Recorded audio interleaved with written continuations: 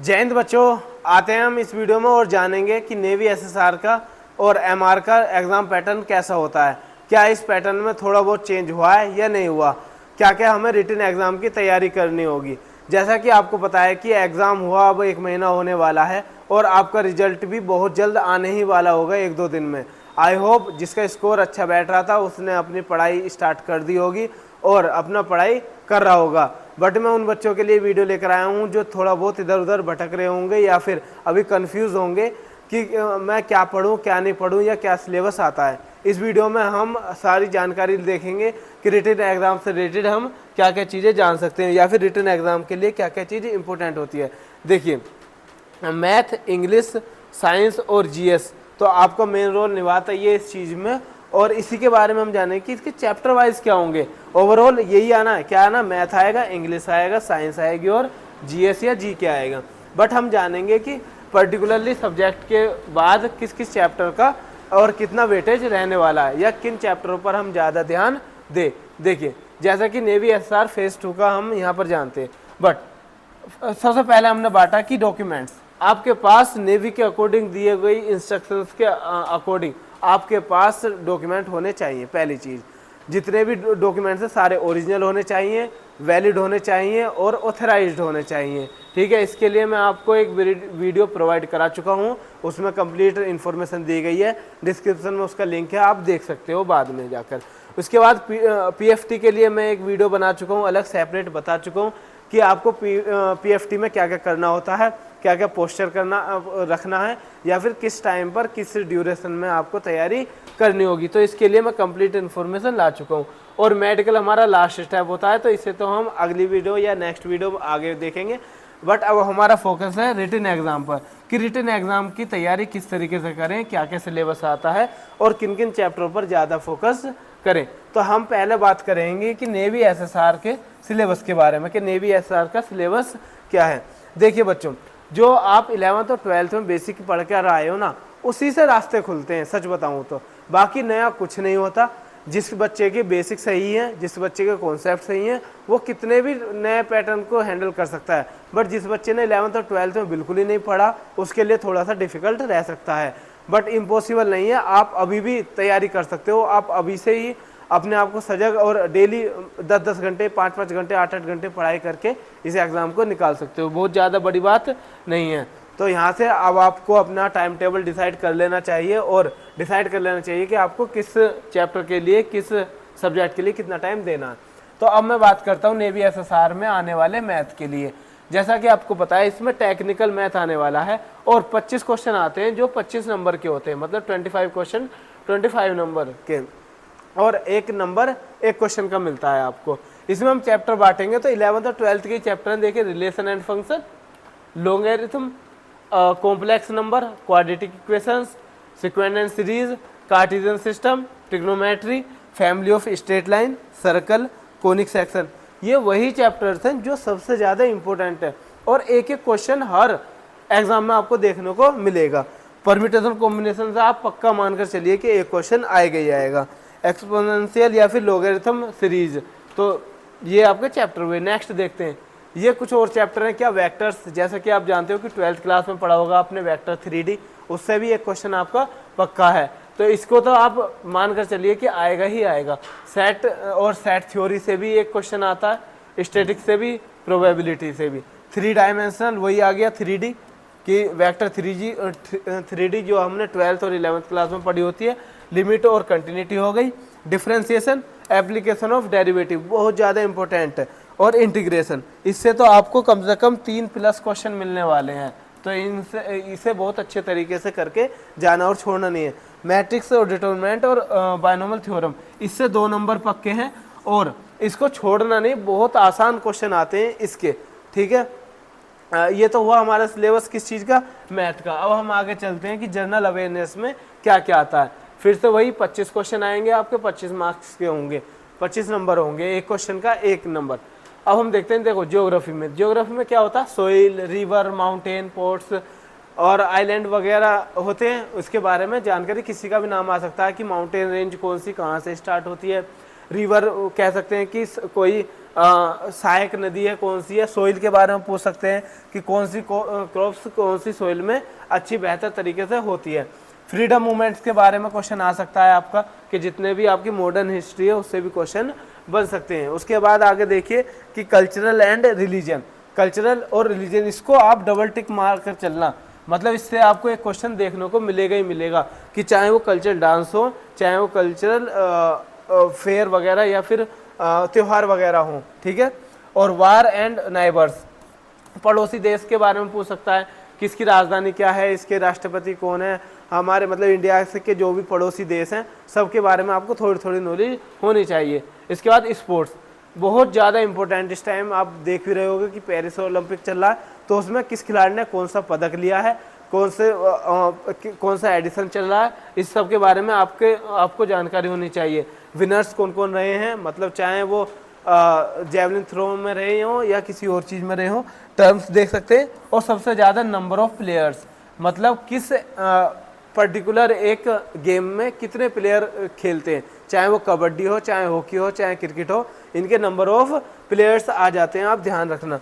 Defence related question आ सकता है कि कौन सा इक्विपमेंट अब मतलब डिफेंस मिनिस्ट्री ने इंक्लूड करा है, कौन सी एक्सरसाइज चल रही है, किस एक्सरसाइज किस देश के साथ होती है, तो इस सब के बारे में आपको जानकारी रखनी है और पढ़ना है अच्छे तरीके से।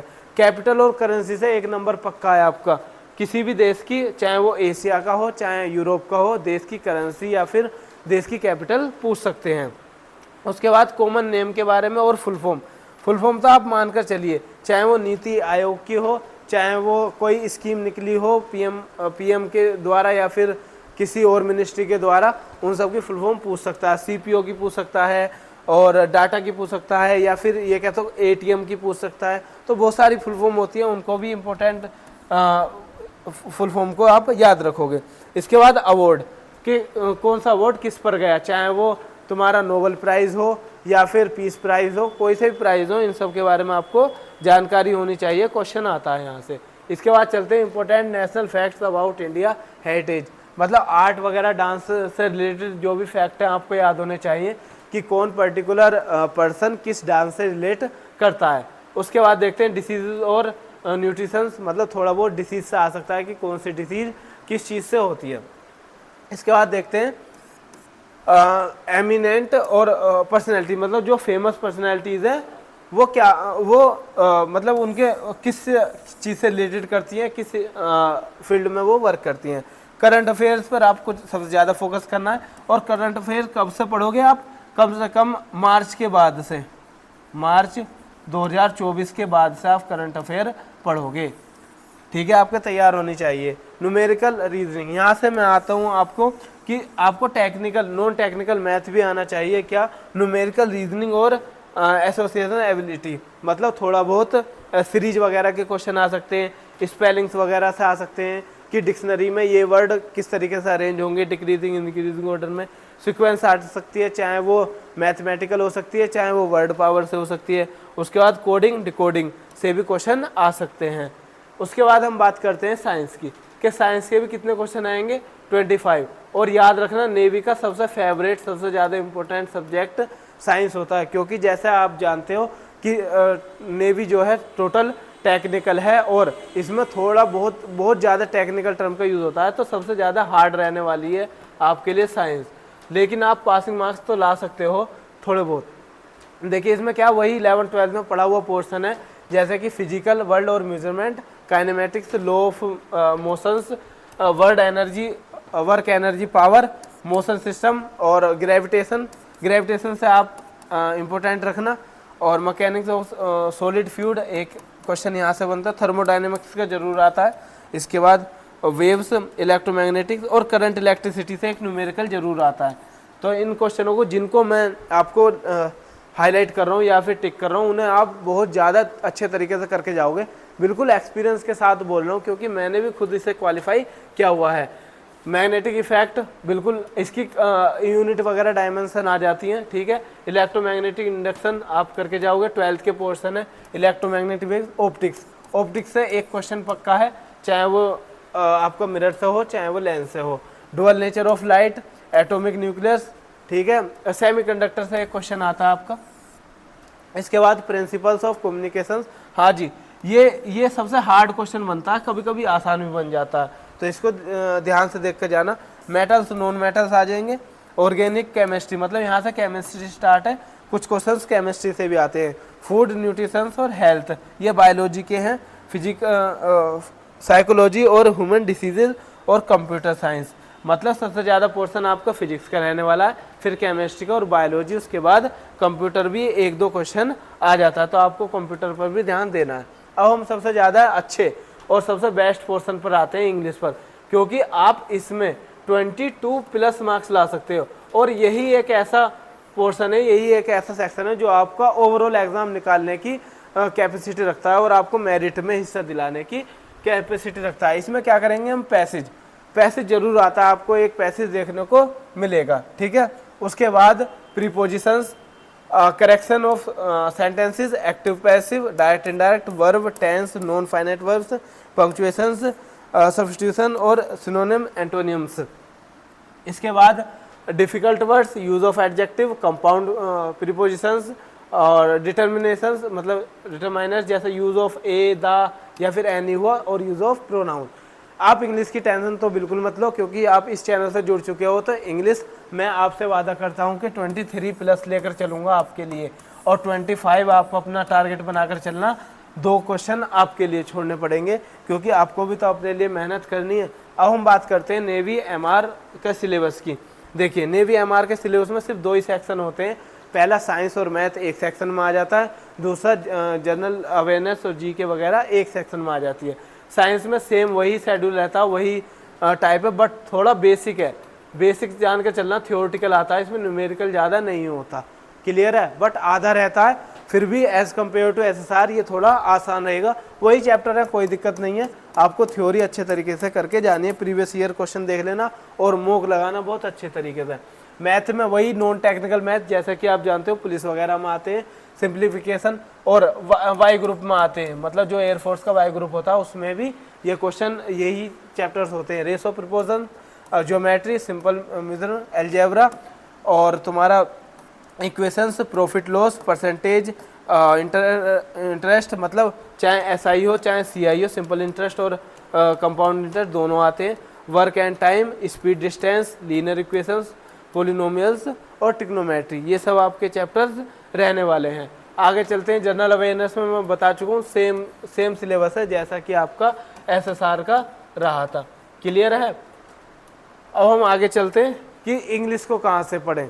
ये थी आपकी complete chapter wise, section wise chapters के किस किस चैप्टर को आपको अच्छे तरीके से लेकर चलना है, कौन से चैप्टर्स मेरी तरफ से आपको जरूर करके जाने और 100% एक्यूरेसी के साथ नंबर लाने। यदि आप इंग्लिश की तैयारी करना चाहते हो तो इस चैनल से जुड़ सकते हो और देख सकते हो कि हमने एक कमांडो सीरीज चलाई हुई है, जिसमें हम एक टॉपिक उठाकर उसके कॉन्सेप्ट डिस्कस करते हैं, प्लस उसका यूज़ प्रैक्टिस बताते हैं कि किस तरीके से आप प्रैक्टिस कर सकते हो या फिर उनका यूज़ किस तरीके से किया जाता है।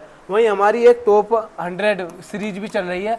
आप एयरफोर्स और नेवी के लिए टॉप 100 को भी फॉलो कर लोगे तो भी आप क्वालिफाई कर सकते हो। और यदि आप वोकैब पर ध्यान देना चाहते हो तो हमारा टेलीग्राम ग्रुप है, English by Sachin Tomar, link दिया हुआ है, आप क्लिक करके वहाँ पहुँच सकते हो। और इस तरीके से वोकैब कराई जाती है, आप डेली ध्यान लगाकर देख सकते हो। और यही क्वेश्चंस हैं जो आपको मॉक में भी देखने को मिलेंगे और सियोरिटी के साथ आपको एग्जाम में भी देखने को मिलेंगे।